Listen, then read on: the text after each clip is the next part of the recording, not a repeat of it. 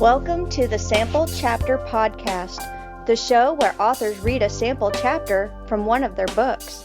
Here's your host, Jason A. Meiske. Hello, my friends. Welcome to episode 231 of the Sample Chapter Podcast. Jason here, and oh my gosh, I have a really fun author for you this week. I'm talking with urban fantasy award-winning author Dennis K. Crosby. And I gotta say, Dennis is everything and more than I thought. I'd been kind of following his career for the last couple of years since his first book came out, Death's Legacy. And he was just a lot of fun to talk to. In this interview, you're going to be hearing us talking about writers groups, the importance of celebrations, how he used his background as a private investigator in his writing. And oh my gosh, I love his story on how he romanticized his Hollywood idea for becoming a private investigator and bartender out in California. Can't wait for you to hear that story. It's awesome. And capturing those moments of authenticity. Oh, and we also talk, for all you cigar and bourbon lovers out there, we're going to do a little talking about that. Because as you know, I love a good cigar. We can have a little deep dive into some of that. So all that and so much more coming up here in just a few moments. No insight into me this week. I want to keep this short and sweet. I wanted to make sure and highlight Planet Comicon's coming up this weekend in Kansas City, March 17th, 18th, and 19th. And you can go get your tickets now. There's my friends with the Pop Goes the Culture podcast are going to be there. They're actually going to be on stage quite a bit, handling a lot of the celebrity interviews and so on. And there's another one of the podcasters from the network, Cullen Bunn, is one of the celebrity writers and artists that's going to be on hand. So you make sure you can go by there and see Cullen. And all of the gang at Pop Goes the Culture.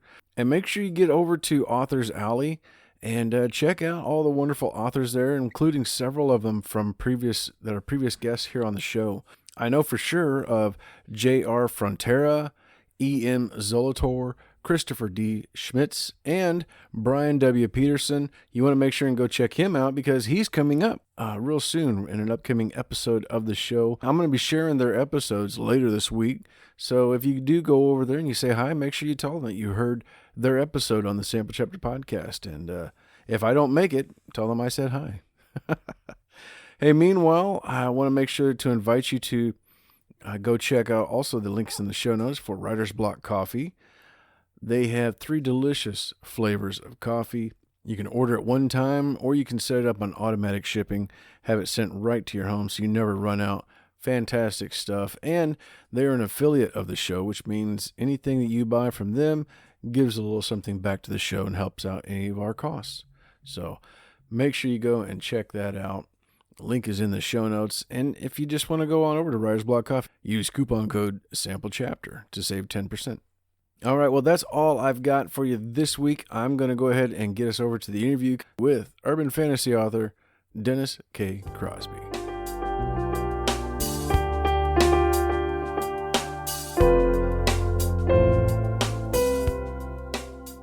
Hello, Sample Chapter listeners. Hey, this week, this is a lot of fun for me. I've already been having a great time prior to hitting that record button with today's guest. We are talking with urban fantasy author Dennis K. Crosby. He is an award-winning author, a Cubs fan, bourbon lover, cigar and pizza connoisseur, and former private investigator. From San Diego, California, ladies and gentlemen, help me welcome to the show, Dennis K. Crosby. Hey, man, how are you? I'm doing great. Better than I deserve. How you doing? Feels that way sometimes. I have those mornings too. I wake up, I'm like, all right, so another day of sunshine and blue skies, and all right, I guess we're doing this again. Oh, well.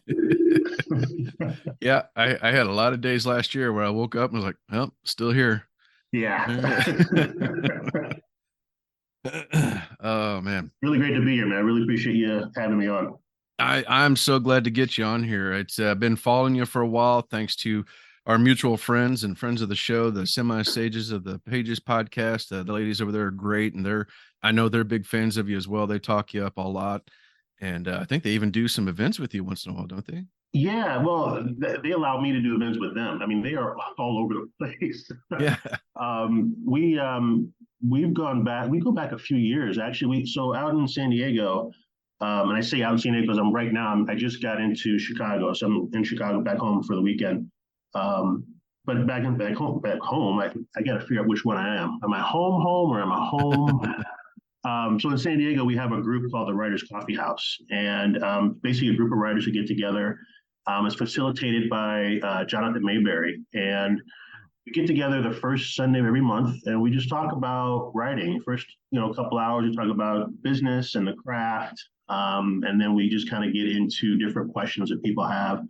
But I met Teresa Halverson and Sarah Faxon there, and we've just become really good friends over the years. They've now, in addition to Semi Sages, they've got their own publishing company now, No Bad Books Press, Mm-hmm. and the great fortune of being a part of a couple of their anthologies. In fact, there's another anthology coming out just in a couple of weeks that I'm a part of as well. And so, yeah, we get together for events. We've done a couple festivals. We did WonderCon together last year. They are just phenomenal writers, business women. I mean, everything they do is great. It's really a pleasure working with them. I'm so happy like they like me. We have so much in common. It's just really fun when we all get together. So yeah, they're awesome. Yeah, yeah, they're fantastic, and I've been privileged to have a few of them on this show to read from their books and to kind of communicate with them, keep up with them a little bit in the background, and follow their careers. And like I said, that's how I came to know you, because they were talking you up and sharing your first book when it came out. And I was telling you offline here how like one of the first pictures I saw of you was on there, and it was just a little photo I think you did from your phone of the back of your laptop. You got a little glass of whiskey and a celebratory cigar, and I was like, that's my kind of guy right there. It's like that's I need to know this guy and follow his career and see what's going on. And so I've been kind of scoping you out from a distance for a while now. Yeah, I am all about celebrating successes. You mentioned I was a former private investigator. I'm also now in for the last 14 years or so, I've worked in social service. So I work with adult men and women with mental health challenges and addiction issues, some that are chronically homeless. And part of the things that I work on with them, are obviously developing good habits. And I say, every time you get something that makes you feel good, something that's positive and moving you forward, take the time to celebrate that. And I believe that for everything, especially when it comes to writing, because it's hard. Yeah. It can like be soul sucking sometimes. And I hate the process of writing, but I love having just written. And so once that's done and I feel great, I'm celebrating. And yeah, my typical celebration is a little writer's tears whiskey. And if I can't smoke in my apartment, but I have a cigar lounge I go to in San Diego, so I'll have a little drink or I'll go to the cigar lounge and have a drink and a cigar there. Nice, nice. So as a cigar man myself, I got to ask, what is your go-to celebratory cigar? So I'm still a novice when it comes to cigars. My brother is the one that got me into it, and that's a guy you want to talk to. I mean, he's not a writer, but he loves cigars, and so he got me involved in that. And I typically go for the ones that have a little flavor to them. And Mm-hmm. so, like for the last year or so, my favorites have been these infused macanudos. They've got like a coffee flavor, got an espresso, and it's just got a little sweetness to it in Yes. the wrapper, and it helps kind of with the draw and eases me into the day. So I can usually have some of that. Like when I go, it's usually like on a Sunday when football's on. Mm-hmm. And being on the West Coast, the great thing about being on the West Coast is that football starts at like 10 a.m. Right, So right. as opposed to the Midwest or East Coast, when games don't end until 10 or 11 o'clock at night, we're done at like 7, 8. And we got like, still a few hours in the evening. So I can go in the morning, watch a game. I'll get a little coffee, have put a little Bailey's in there. And then I would get a coffee infused Macanudo, and I'd be good for a couple hours.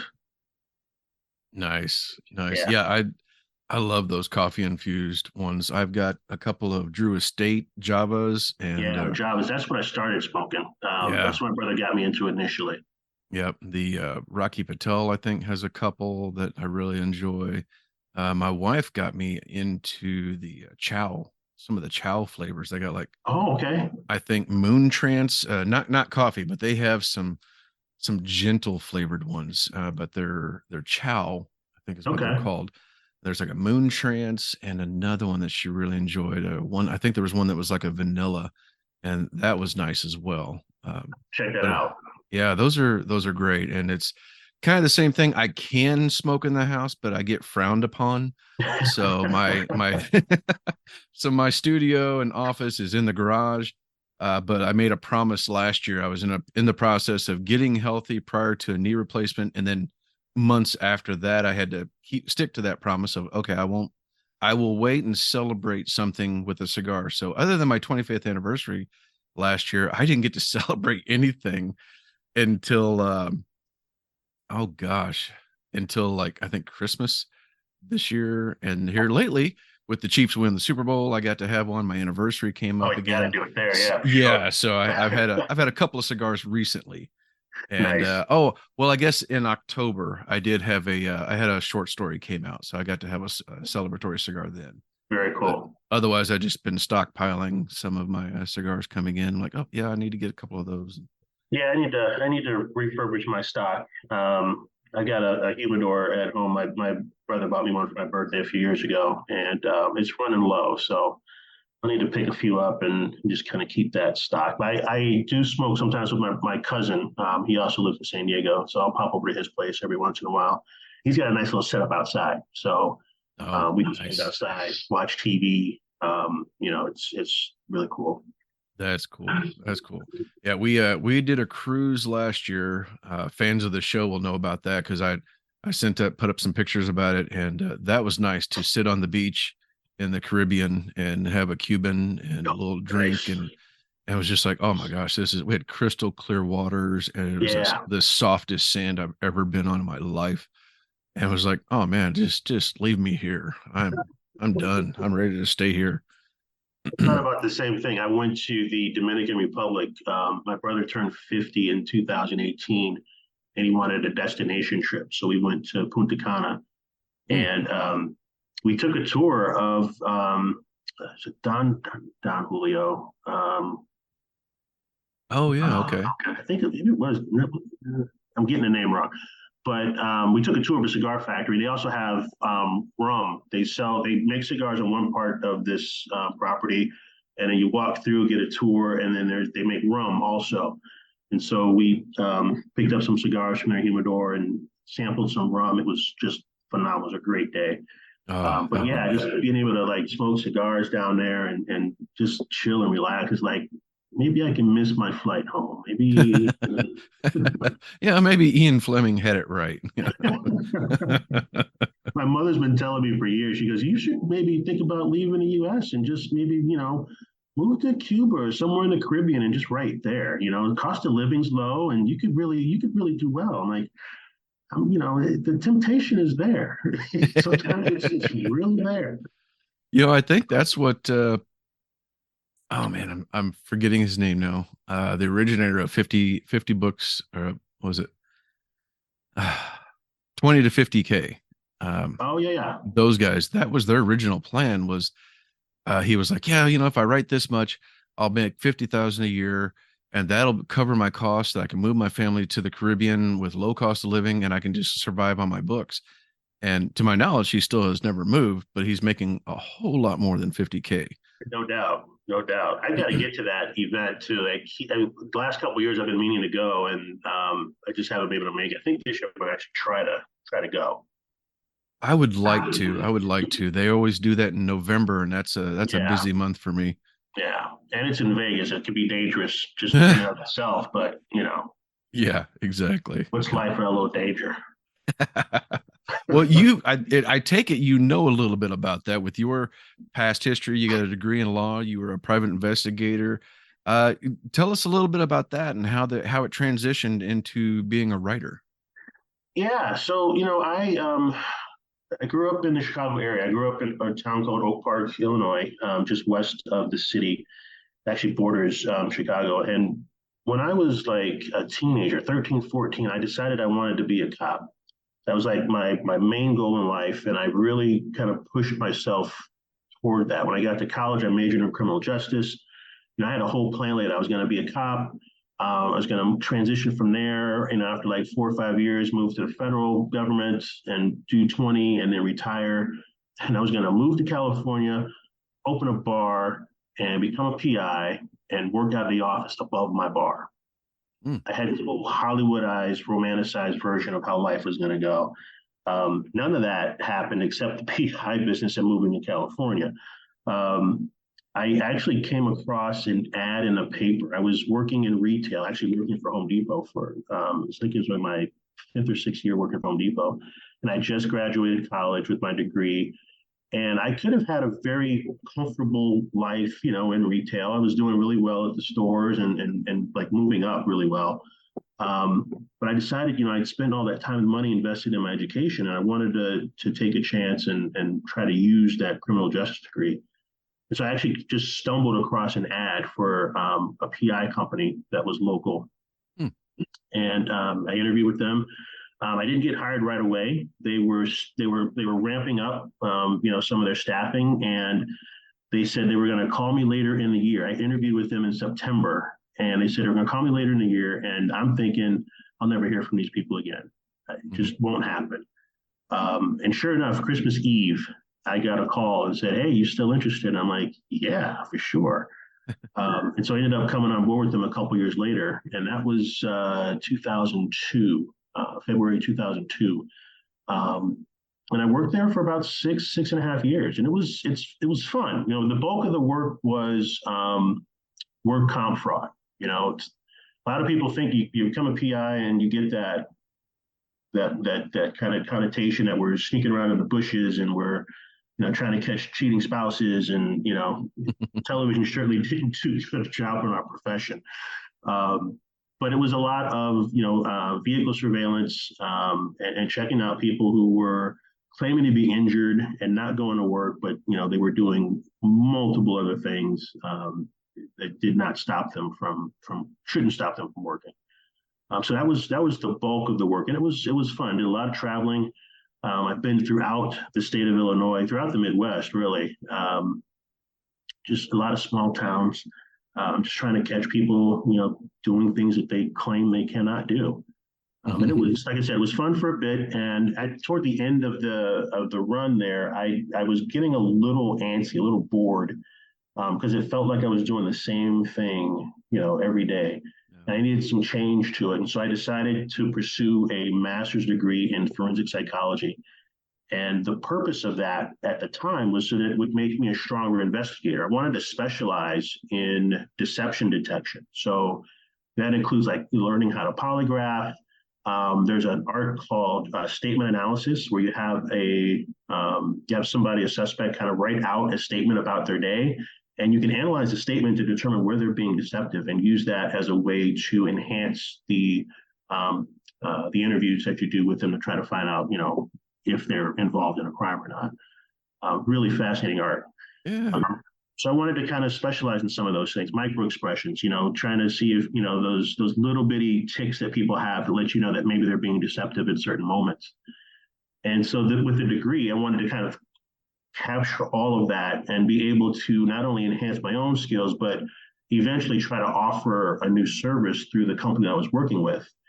And as I kept going into my studies, I realized that I really would like to get a little more experience in mental health.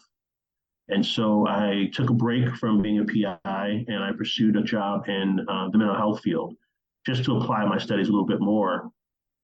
And man, once I got into that, I just kind of fell in love with that business.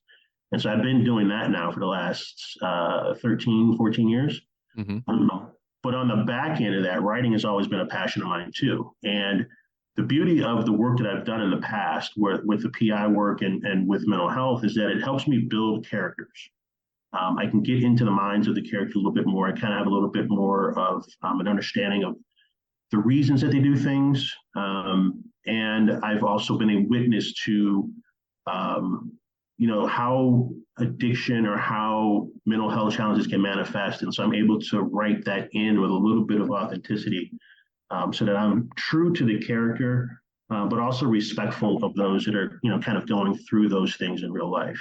Yeah, I like that. And that's always fascinating to me, that how often other authors like myself will seems like their day jobs and their day-to-day run seems to help feed their writing, Oh yeah. uh, with what you're experiencing and like you said, the characterization and going from there.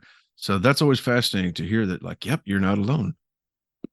Definitely. I think, you know, good writing is the type that when you read it, you feel like you're a part of the world. I think every reader agrees with that. When they get lost in the book, they get lost. They feel like they're a character or at least a witness to what's happening, kind of live and in the act.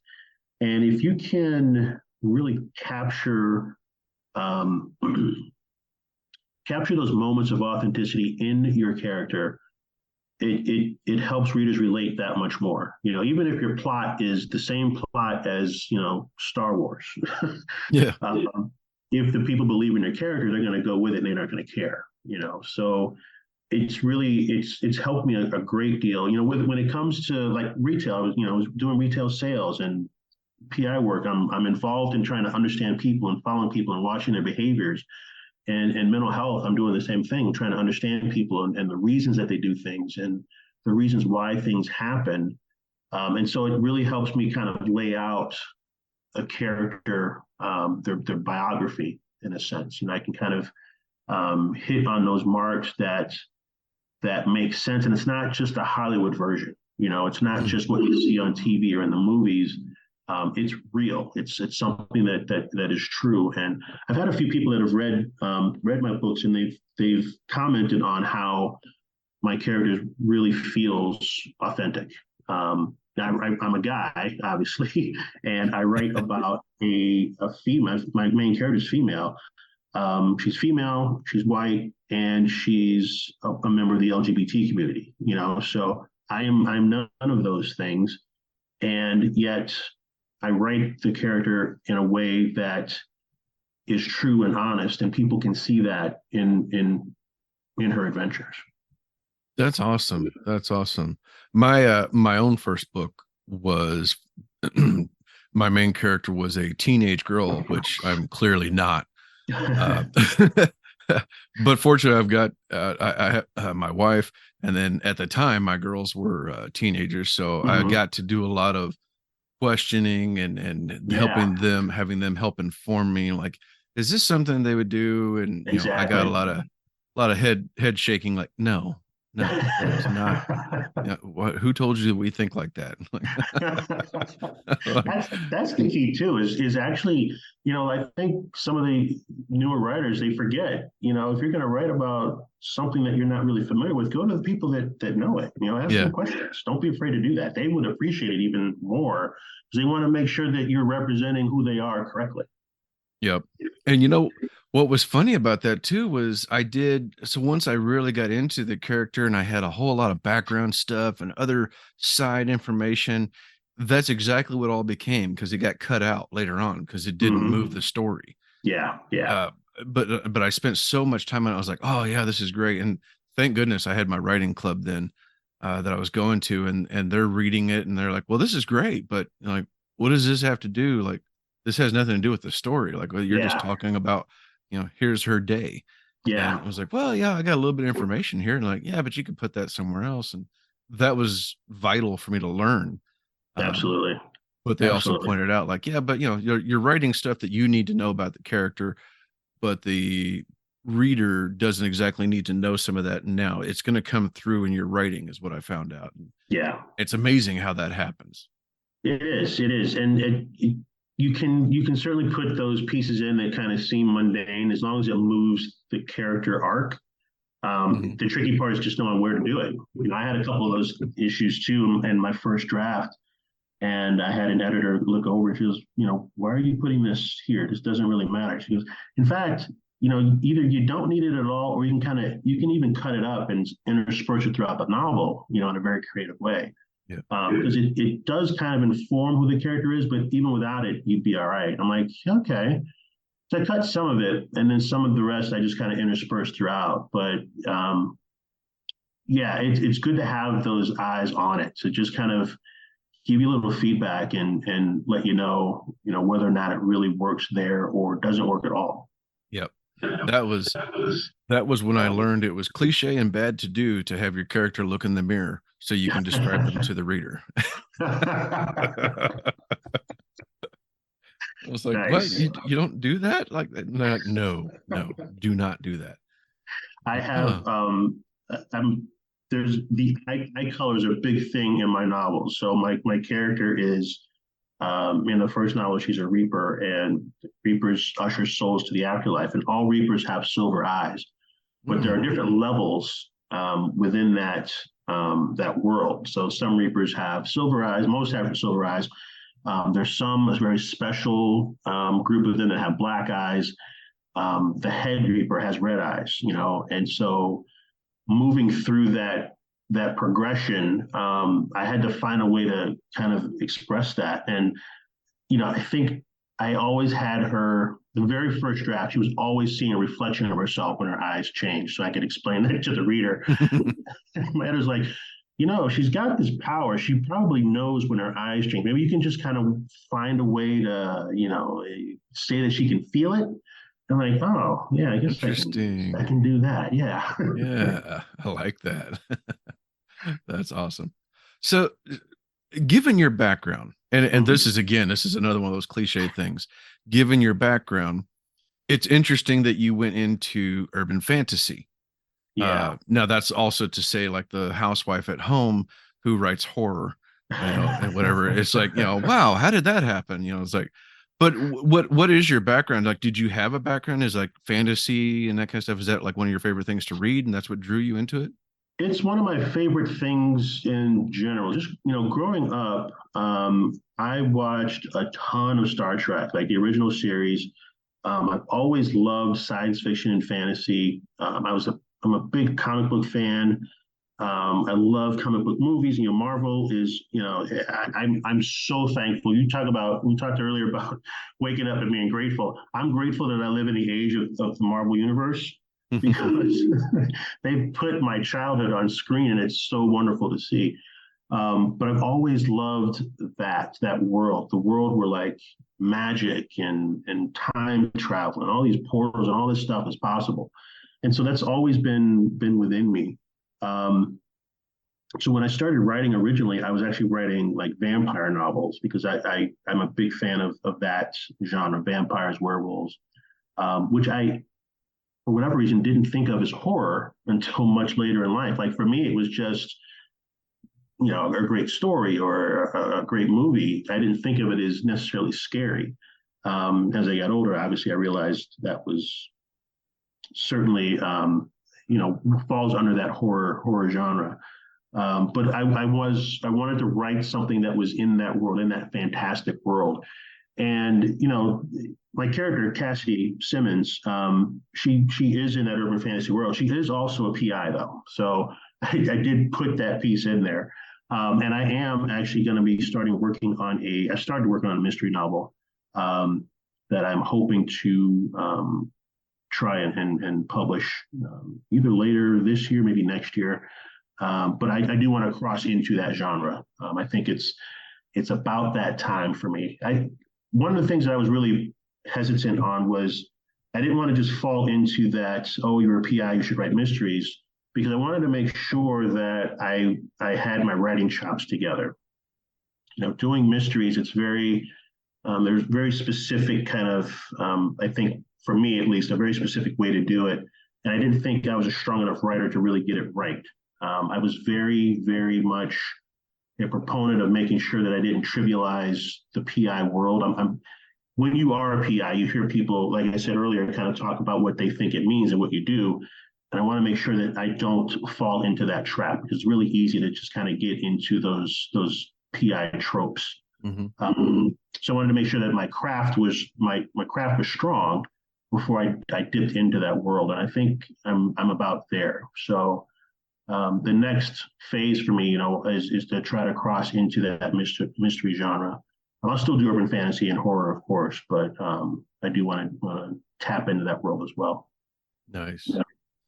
Yeah, I was surprised that I started off in kind of a horror book, and then went into a little bit of mystery, and I realized, okay, so apparently I really like thrillers. I didn't realize it, Yeah, and everything that I've got that thriller-esque to it, just in a right. different genre, Yep. and but I do look forward to branching out.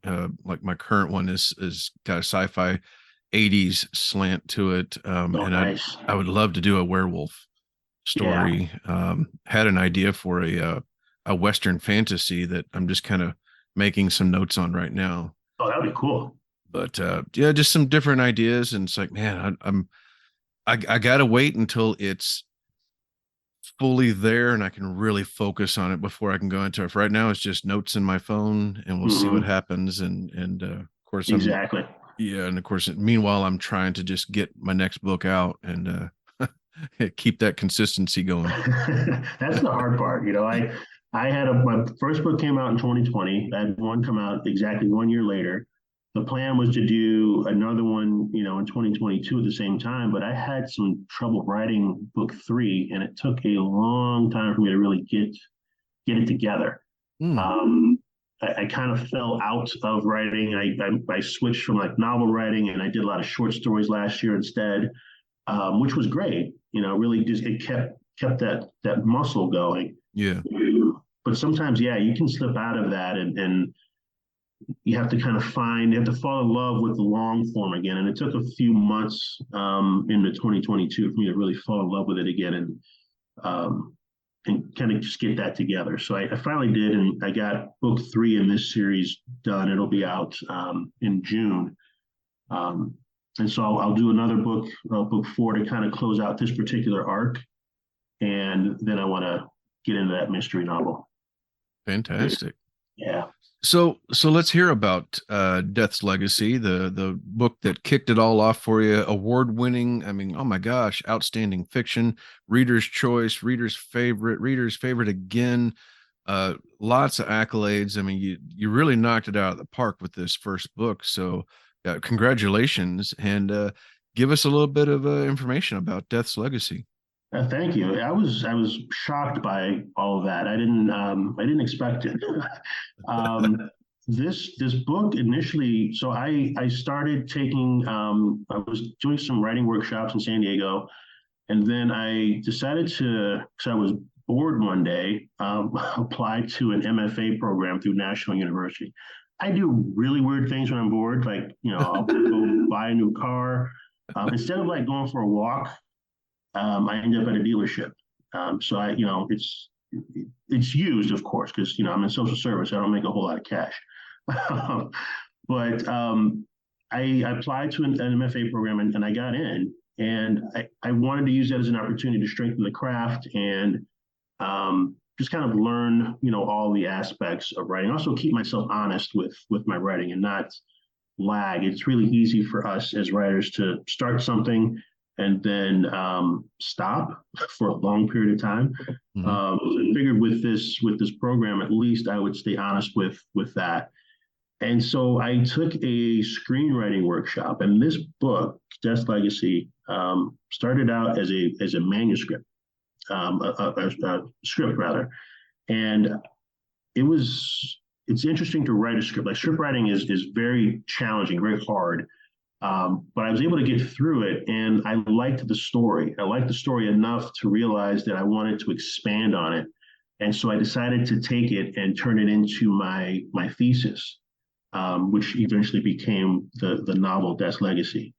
Mm. It is essentially about a young girl who she struggles in life. She's got a lot of trauma in her life. She's been teased. She's been bullied, and she doesn't truly know who she is. She's adopted, so she doesn't really truly know who she is. And she's got these abilities. She's an empath, like a true empath. She can truly feel people's emotions. And in certain situations, they can be very overwhelming for her, and she reacts to them in certain ways. And when they manifest and people see it, they think that she's, they call her Crazy Cassie. Hmm. So that's kind of the first layer of her background. And then one night she is laying pretty much near death, and she's visited by the angel of death, who offers her some salvation, offers her a chance to become a reaper, to usher souls into the afterlife. It can give her some power, and it can give her a life beyond what she's living. And she's a 16-year-old girl. She's like, yeah, I'm going to do this. Eventually, she determines that it was not the best decision to make. She rebels against the angel of death, and she thought that she killed him. And Death's legacy, the bulk of it, takes place 20 years after her battle with him, when she thought that she had killed him. She did not, in fact, kill him. He is back. He's regenerating, and he's out for blood. He wants her to pay for her misdeeds.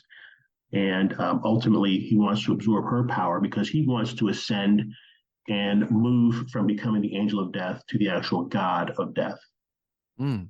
So the story is the struggle of her trying to keep him from doing that, but also reconciling with who she is. She's not just a PI with a problem with alcohol. She's addicted to alcohol and Vicodin. Much like her creator, she loves bourbon. So she's a bit of a bourbon snob, but she's also addicted to pills, and she does that because it helps deaden her empathic abilities. So it's a way for her to cope. And so she's trying to navigate the fact that she's a Reaper now. She's got to fight this guy, and she's got to hopefully save the world and become okay with who she is. That sounds amazing. And like I said, I've been hearing about it for the last like 2 years now, almost 3 years. Hearing all about, like, oh yeah, Death's Legacy, Dennis Crosby, and all that kind of stuff. And then of course the sequel, Death's Debt, when it came out, and how it took over really well as well. And I'm just, that's awesome, man. I'm really happy for you that this all took off and really validated all the hard work you've put into your writing. That's exactly what it is too. It's like, it's wonderful winning awards, but when you win those, it is that validation, right? It's because we have a lot of imposter syndrome too as writers. We write this stuff, and we're like, who do we think we are to put this on pages and think that somebody's going to want to read it? Right. And so when you get those great reviews, or when you win an award, or when it's recognized in some way, it does let you know that you're onto something. You're doing the right thing. You're reaching people. You're able to connect with people in a way that is special. Through words, and through creating this world that people enjoy getting lost in. And that's the part for me. Getting emails from people, people will message me on Instagram or through Facebook a lot, and just I've received some comments and some accolades on the treatment of my character, the way that I don't trivialize her addiction, or I don't trivialize her sexuality. If nothing's gratuitous, I really take great care to make sure that there's a lot of realness in this story with the people that are in it. Mm-hmm. Awesome. That's fantastic, man.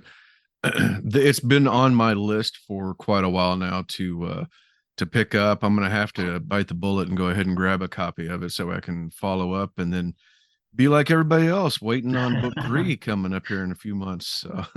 Yeah, book 3, Death's Despair. So Death's Legacy is first, Death's Debt, and then Death's Despair is book 3. And I ended book 2 with like a 4-part epilogue.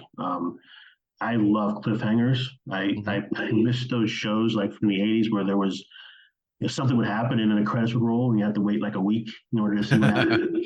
Yep. So I'm notorious for doing that in these books, and I did that in book 2, and some people were mad.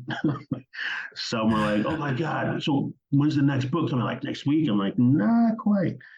So yeah, book 3 is coming out, Death's Despair, and then of course, there's a few cliffhangers in that one too. That one ends in a way that people might be mad again because they have to wait for the next one to come out. But it's fun. It's fun to kind of keep that going and get people salivating and waiting for the next one.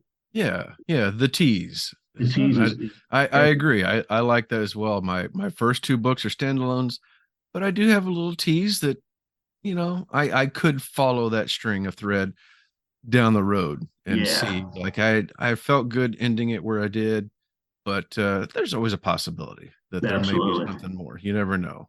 Absolutely. So, and then the current series I'm writing, definitely I have a tease at the end of each one leading into the next book of what my character will be facing, and I'm kind of in the same boat. It's like, I just got to get the next one out. Like I said, I struggled with it. I injured my leg in summer of 2021. So I just finished book 2. It was coming out later that year, and I was going to start writing book 3, but the injury really just kind of took me out of it for a while. And like I said, it took me a while to just kind of get the mojo back. But what helped was, reading other books and watching other shows. I'm heavily influenced by like Buffy the Vampire Slayer and Supernatural and shows like that. And I watched a lot of that. That kind of helped get some of the juices flowing again too. Living in that world again, and it kind of helped push me to get me back to the keyboard. That's fantastic. Well, where can people find and follow you to learn more and to know when this next book is available? Yeah, the best place to catch me, if you go to my website, DennisKCrosby.com, it'll have links to all my social media. I'm really, really heavy on Instagram and Facebook. Those are I tend to post the most. I do have Twitter as well, but Instagram and Facebook are probably the big things. But you can find those links on my website, DennisKCrosby.com. And it's also got purchase links for my books. So both of these books, Death's Legacy, Death's Debt, and then I've been in 7 anthologies now over the last couple of years, mostly in horror, but I've got some short stories and a few anthologies they're fun reads. One of my first short stories is actually a horror homage to Sanford and Son. So nice. If you were a fan of that show, now imagine that junkyard that Fred Lamont worked at being the site of a hellmouth, and their job's not to collect junk, but to make sure that demons don't get out. Wow. Yeah, that was a fun one to write. So, if you're interested in stuff like that, check out my website. You can go to those to my books tab, and it'll have links to the purchase sites for the books, my novels, and my short stories.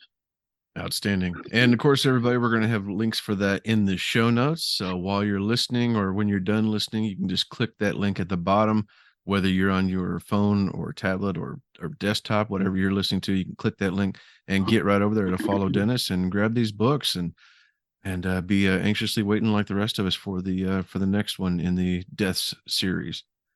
Dennis, man, thank you so much for joining me. This has been a blast. I knew I'd have a good time talking to you, and I was not let down. It was fun, man. I appreciate you reaching out. Truly, I love connecting with writers and readers. I love talking about the craft and just kind of what gets the creative juices flowing. It's a blast. It's a great way to start the day. So thanks for having me on.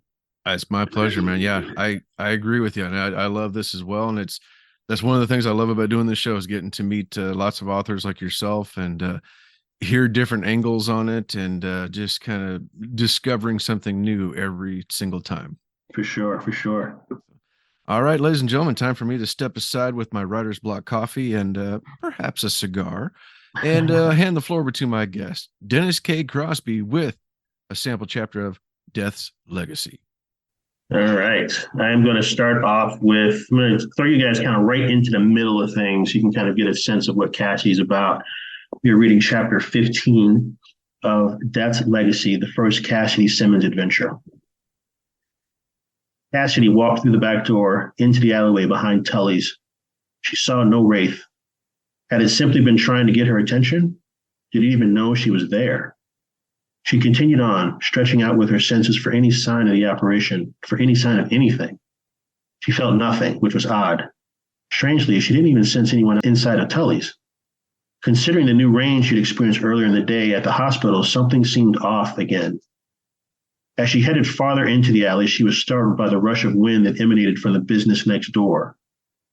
Within that gust of wind, a dark vapor appeared, a swirl of dread and malevolence. It settled in the space in front of her, no more than 10 feet away. Cassidy remained motionless as the vapor took form. Ethan. He stood there smiling again as if he had no cares in the world. As a wraith, he really didn't. As part of Azrael's so-called guard, he wanted for nothing. No Reaper did, but wraiths were the really special ones, the elite, the in crowd. It was just another reason to hate them even more. I know you're here, Cassidy. Why not show yourself? I'll be good if you will, he said. Cassidy's lip curled up in a slight snarl. The whole day was fucked beyond imagination. She gave in to her anger. She wanted answers and she wouldn't get them hiding. Maybe this asshole would give her some information. It was unlikely, but she was angry enough to step out of the darkness, if only for a moment. She closed her eyes and took a deep breath. When she opened them, they were silver. A dim light pulsed from her body. Ethan turned his head and stared directly in her eyes. Well now, he said. What are you doing here, Ethan? Cassidy asked. Nice to see you too. My goodness, your manners have vanished over the years, I see. Cassidy rolled her eyes. Why are you here? She asked through gritted teeth. Holding his hands up as if surrendering, Ethan replied, I'm just here to do my job. No more, no less. Really? And exactly what job would that be? You're a wraith. So are you here to escort a soul? Or are you here to police some rogue Reaper as part of Azrael's private guard? Lots of questions. Odd, considering you don't want to be part of our family anymore. You did leave us, after all. Family? Is that what you call it? Cassie laughed at the notion. She paced, folding her arms across her chest to keep her fists from clenching. If you'd bothered to stick around, you'd see that's precisely what we are. Still are, actually. Ethan put his hands into the pockets of his tailored suit pants. He was the epitome of a gentleman. If only he weren't such a scourge. Why are all the pretty ones such clueless assholes? Let's pretend you didn't just say that and get back to answering the question about why you're here. Touched a nerve, eh? Is it because you realize in hindsight that you were part of a family and you broke some serious trust when you tried to kill the head of said family? Ethan's smile turned to a sinister sneer. He removed his hands from his pockets and his posture was much less casual. Would he attack her? I left because Azrael was not who I thought he was. Everything he told me was a lie. He was using me, using all of us. I left to be alone. To be alone? Oh, my dear Cassidy, in this life, this existence, you can never be. A door crashed open behind Ethan, cutting him off. Cassidy glanced beyond Ethan as an older man stumbled out of the building next to Tully's. He appeared to be in his late 50s, balding on top with gray on the sides, generously proportioned around the midsection. There was nothing remarkable about the man, except for the knife sticking out of his chest. As the man fell to the ground, Cassidy glanced from him to Ethan. Ethan's grin had returned, and he shrugged. In an instant, his eyes turned deep black. Before she knew what was happening, Cassidy threw a punch. Ethan expertly moved to the side to avoid the blow and moved again just as fast to avoid the follow-up swing Cassidy threw with her other fist. Ethan backed up and moved into the defensive stance, preparing for Cassidy's attack. Getting upset over this guy's really a waste of time, young pup, Ethan said. Honestly, he's just one of many. In fact, his is the last soul we need. Though I hear the Primus is stretching his legs tonight. Perhaps this poor bastard's soul is inconsequential after all. Nevertheless, I took a paramedic earlier. Someone else took a former Marine. Let me finish with this one and I'll be on my way. Otherwise, we'll just take someone else, just to be certain. Cassidy wanted to scream. Despite their power, Reapers were trained to fight. As supernatural creatures, they had some instinct to move quickly, not necessarily gracefully, but certainly with some preternatural speed. But over the centuries, turmoil in the Reaper ranks and challenges from other supernatural beings, including gods, made it necessary to adopt a more warrior-friendly mindset. With their powers, race were better fighters. since she'd beaten a wraith once, long ago, before she even knew what they were. But that wraith was not Ethan. Cassidy lunged at him again, throwing punch after punch. Ethan blocked most, but a few connected, giving her some semblance of satisfaction. She dodged and blocked his punches and kicks mostly successfully. Ethan caught her with a kick to the gut, followed by an uppercut that sent her to the ground. He stood over her, rage building, eyes dark with emptiness of the abyss. You should be wise to go away, young pup. She hated when he called her that. When she'd become a Reaper, back when Azrael had uncharacteristically taken her under his wing, Ethan had taken to calling her that. He thought he was being cute, and back then he was. Hell, he was still cute, but her disgust with him and the Reaper order far outweighed any schoolgirl crush she'd once had. Cassidy pushed past her frustration, concentrated, and in an instant she was vapor. She reformed behind him and threw a punch, which he'd anticipated, easily blocking it. But he had not prepared for the scythe, which had also formed in place of her hand that entered his stomach. Cassidy stepped back, pulled the scythe from him, spun, and slashed it across his throat. Ethan dropped to his knees, clutched his throat, and smirked. Welcome back. He managed to get out. He was only wounded. If she wanted to dispatch him for good, she would have to remove his life force the way a Reaper would with a human. But she didn't have that kind of power. Sure, she'd once bested a wraith, though in hindsight she had no idea how. She even bested the Angel of Death, but that was with the aid of black onyx daggers, which she did not currently have on her. In the end, she was only a Reaper, and that was as much a reason for his smirk as anything else. He knew she couldn't beat him, not fully. He'd heal quickly, and he'd be back doing despicable things like whatever he'd done to that man dying in the alleyway. The wraiths were unchecked without Azrael in power. They were killing people at their leisure, collecting souls for God only knew what.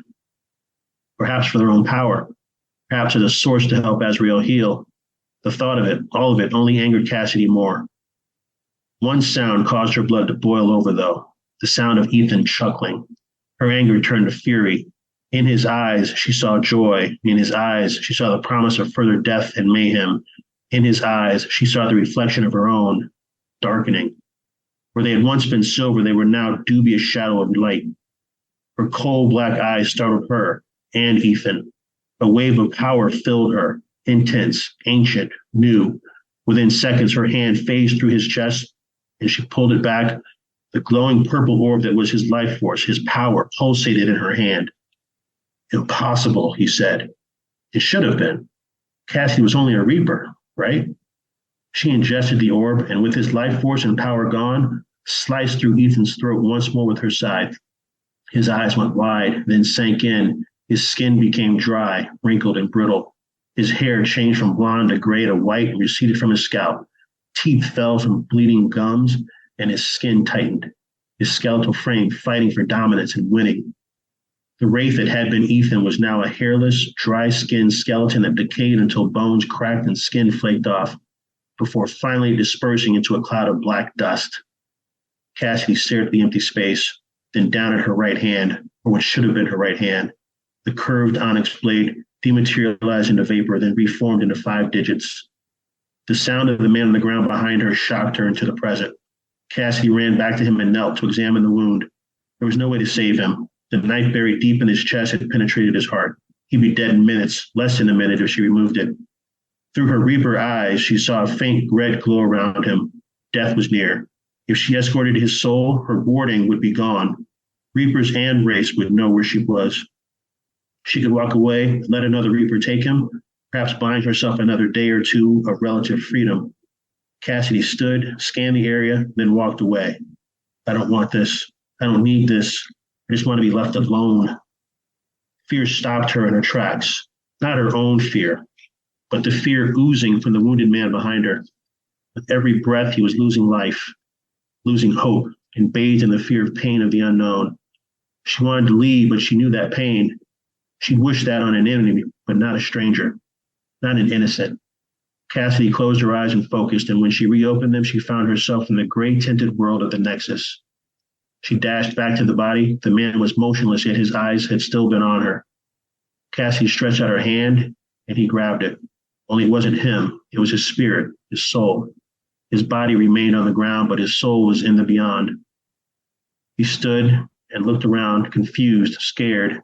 Cassidy placed a hand on his chest and smiled lightly at him. "Be at peace," was all she said. A blue light surrounded him, and in an instant he was gone. Cassidy felt some relief that he'd gone to the beyond and not to the void. She didn't know him. She'd never known any of the souls she'd reaped. But for some reason, knowing that he was truly in a better place helped ease her guilt. Somehow this was her fault. Had she truly killed Azrael all those years ago, perhaps she wouldn't be hunted now. If the race had not been after her, if her growing power hadn't been calling to them, perhaps this man would not be dead. He'd have a wife, children? Question after question bombarded her. Cassidy sank down to the ground. All she wanted to do was live. That's all she ever wanted. No, that wasn't true. There was a time when she would have been happy to die. In many ways, she felt like that again. Like that 16-year-old girl who lay on the damp ground of Potter's Field near death. Like the girl that Azrael found and changed forever. Wisps of fog swirled around her, as it always did in this place. She sat, she wept, and then she vanished.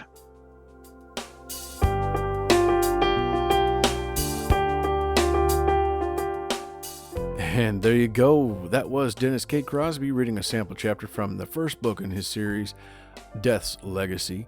And oh my gosh, that was just amazing. I can't wait to dive into it myself. I'm going to be picking that up, and I can't wait to see what comes next. Hey, make sure you click that link in the show notes for Dennis and get that free story that he was talking about during the interview. Don't forget to also hop on over to our links for Writer's Block Coffee and Pop Goes the Culture. And hit that subscribe button so you don't miss out next time when I'm back with a new author, a new book, and an all-new sample chapter. Take care, everybody. See you next time.